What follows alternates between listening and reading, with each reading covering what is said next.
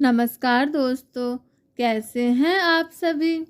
आइए आज हम एक और कहानी सुनते हैं। सूरज भगवान की कहानी।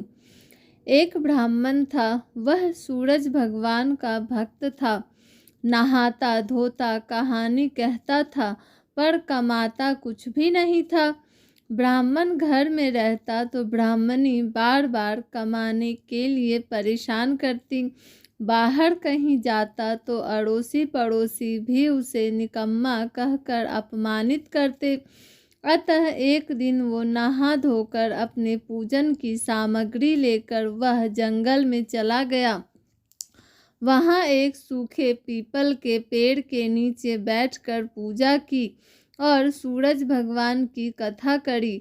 वहाँ पीपल के पास एक सूखा सा तालाब भी था, उसमें थोड़ा सा ही पानी था।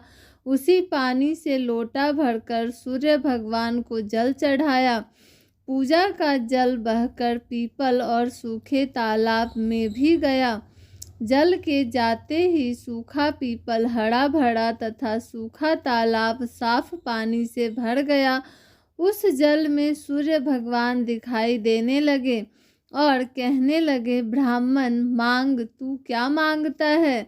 ब्राह्मण ने सुना तो ये घबरा गया, सोचने लगा, लगता है पीपल में कोई भूत रहता है। रोज जब वह पूजा करता तभी आवाज आती।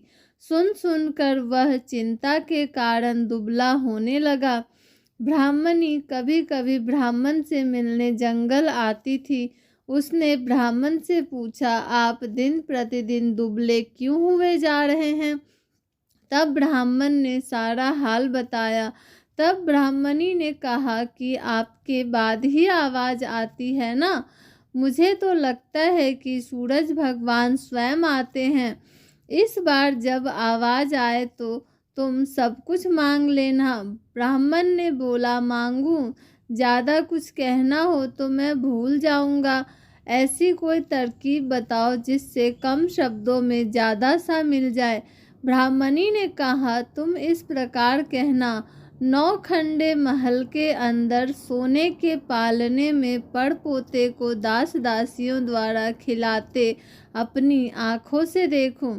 इस प्रकार लंबी उम्र, महल, बेटे पोते, पड़पोते और धन सब मिल जाएगा। क्योंकि जब धन होगा तभी तो सोने का पालना, दास दासियां होंगे और आंखें घुटने ठीक होंगे, तब तो पड़पोते को सोने के पालने में झुला सकेंगे और देख सकेंगे। दूसरे दिन पूजा के बाद आवाज आई तो ब्राह्मण ने वैसा ही कहा जैसे ब्राह्मणी ने समझाया था। सूरज भगवान ने कहा, देखने में तो भोला लगता है, पर एक ही बार में सब मांग लिया। सूरज भगवान ने कहा, जा तेरी इच्छा पूरी होगी। ब्राह्मण जंगल से घर आया तो देखा कि उसकी टूटी झोपड़ी की जगह एक 9 खंडा महल खड़ा है। दास दासी आ जा रहे थे। ब्राह्मण ने उनसे कहा, यहाँ मेरी झोपड़ी और बूढ़ी ब्राह्मणी थी, कहाँ गई। उस समय महल की खिड़की से एक सुंदर औरत गहनों और कपड़ों से सजी हुई बाहर आई और ब्राह्मण से बोली, आ जाओ, ये अपना ही घर है। सूरज भगवान ने तुम्हारी मनोकामना पूर्ण कर दी। ब्राह्मण ने कहा, हम इतने धन का क्या करेंगे। ब्रह्मानी ने कहा, धन से क्या नहीं होता, दान पुण्य यज्ञ होम करेंगे। फिर ब्राह्मण ने वैसा ही किया।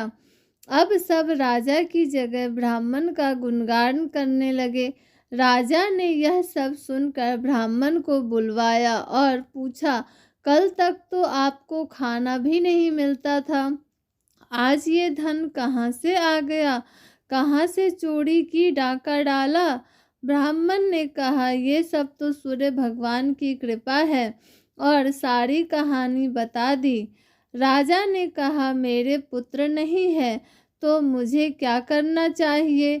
ब्राह्मण ने राजा को सूर्य भगवान की पूजा विधि बताई। राजा ने वैसा ही किया, उसके पुत्र हो गया। सब लोग सूर्य भगवान की जय बोलने लगे। हे सूर्य भगवान, जैसे ब्राह्मण और राजा की मनोकामना पूर्ण की, वैसी सबकी करना। कहानी कहने वाले की, कहानी सुनने वालों की, सबकी मनोकामना पूर्ण करना। जय हो सूर्यदेव की। Thanks for watching. Like, share and subscribe.